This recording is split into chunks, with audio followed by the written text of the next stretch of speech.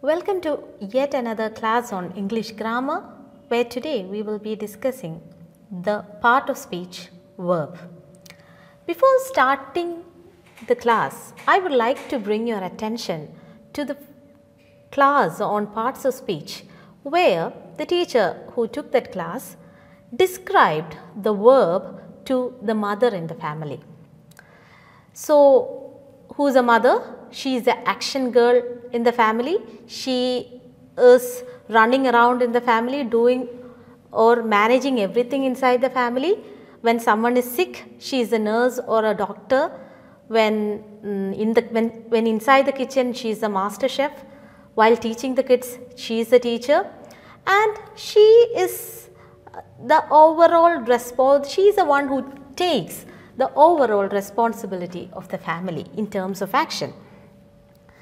So, similarly, verb is also such a category who decides what the subject should do inside the sentence. Or the verb is the action, the part of speech which performs action or which hold together the predicate in a sentence.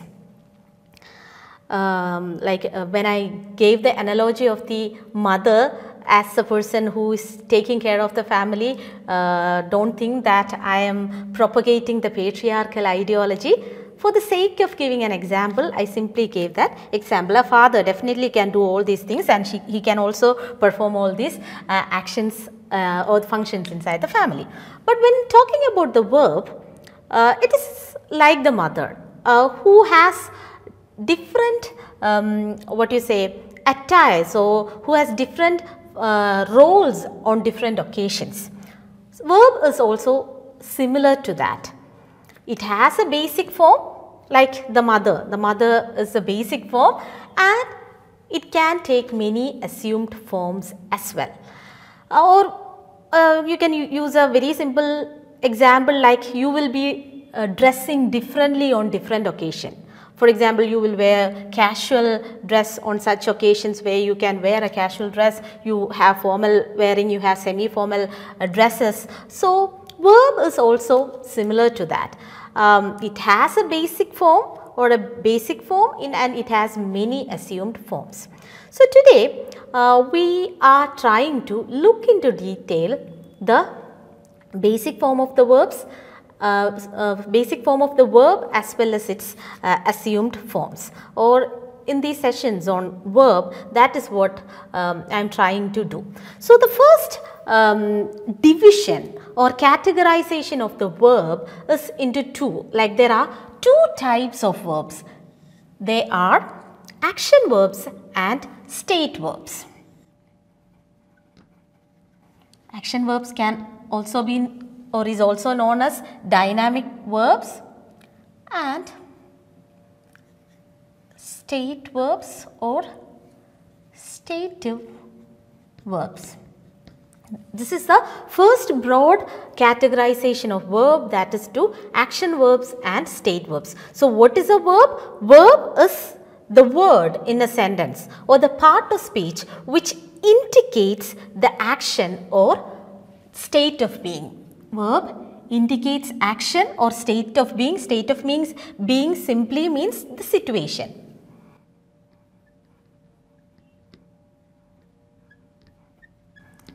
So, the state of being means the situation.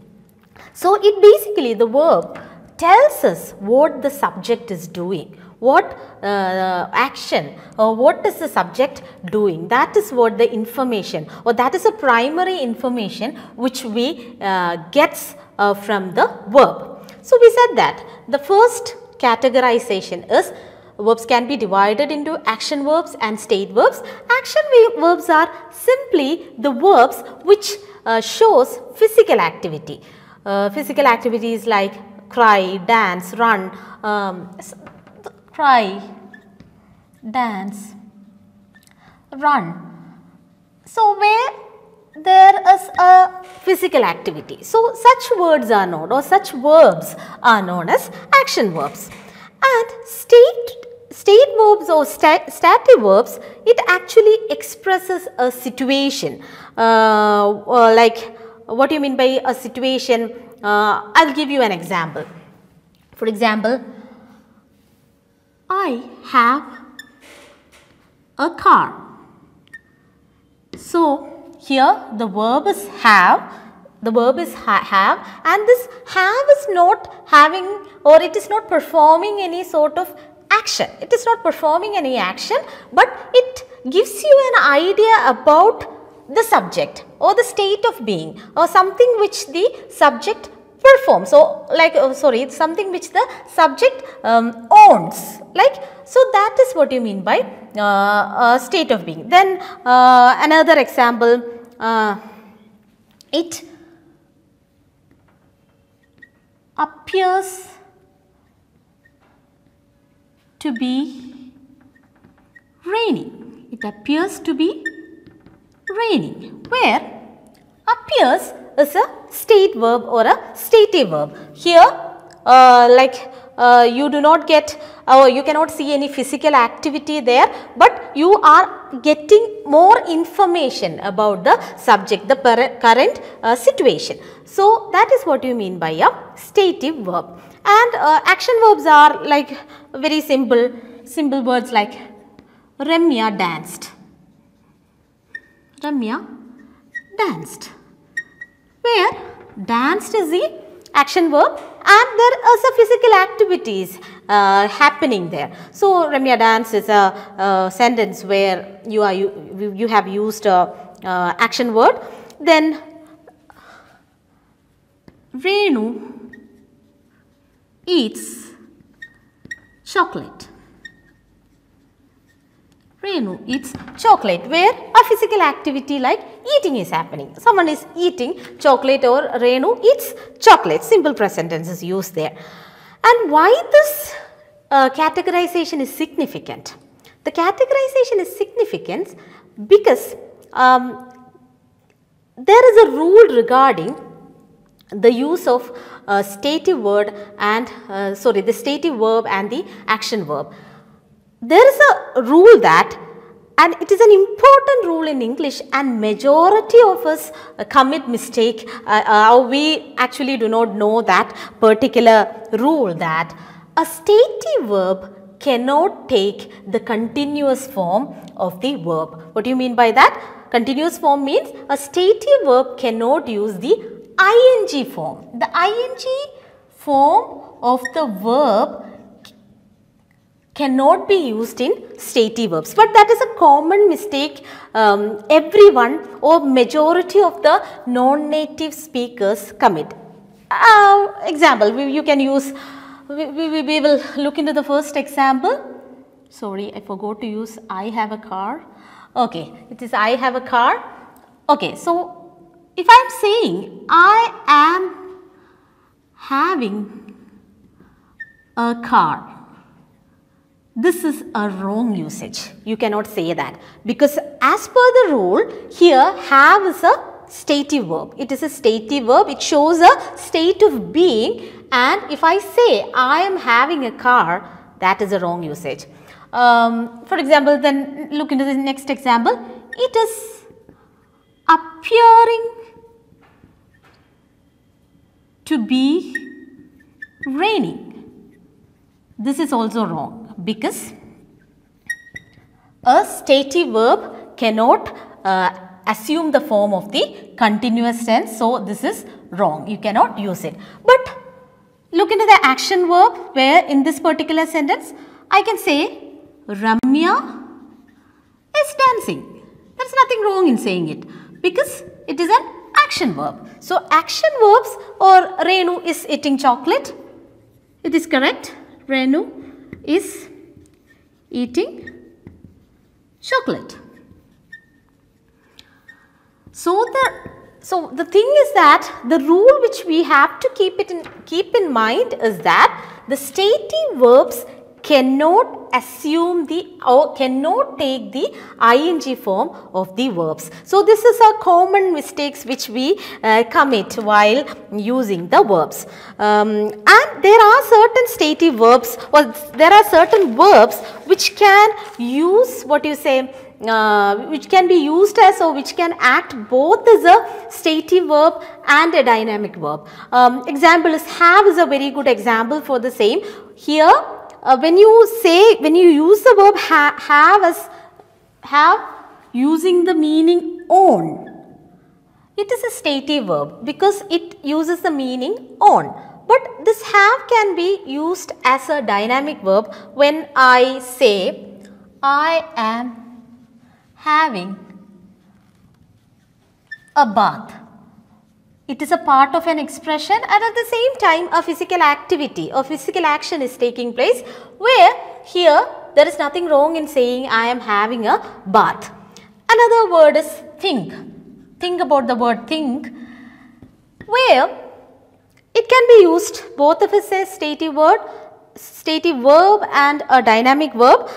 When we use the word think as if you have an opinion, it is a stative verb. For example, I think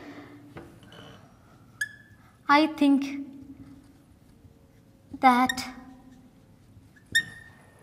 coffee is great.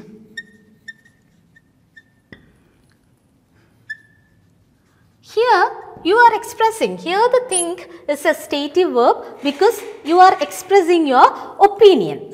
So, here it is a stative verb, but when you use the word think as with the meaning something having in your head, like what are you thinking about? What are you thinking about? What are you thinking about? Here you are mentally thinking. So, a mental activity or a mental action is taking place. Here it is a a dynamic verb. So, there are certain verbs which can be used as both stative and dynamic. You have to identify it from the situation whether a sort of activity is taking place. If a sort of activity is taking place, then it becomes a dynamic verb, otherwise it will become a stative verb. So, the important rule which you have to keep in mind while thinking about this differentiation is action verbs can take the continuous form of the verbs, but the stative verbs cannot. So, there are large number of stative verbs. You simply have to own, love is a stative word, own is a stative verb, understand is a stative verb. So, there are large number of verbs which are stative. So, this is the first categorization of the verb, or a broad categorization of the verbs depending upon the action it performs, that is action verbs and stative verbs. These action verbs can again be divided into two. They are transitive verbs and intransitive verbs.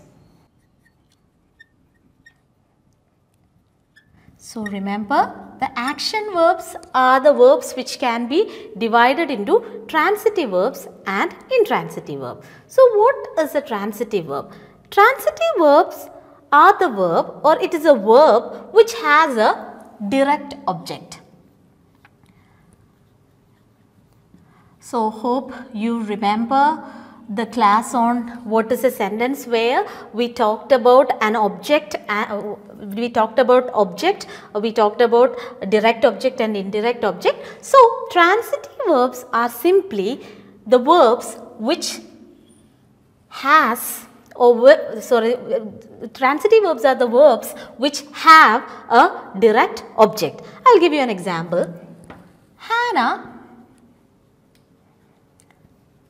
kicked the ball. Hannah kicked the ball. So, which is the subject here? Hannah is the subject, kicked is definitely the verb there, and who is the one who is receiving the action performed by the verb? That is the ball. So, you have a direct object here. So, here kicked is a transitive verb. Another example, Georgie wants a smile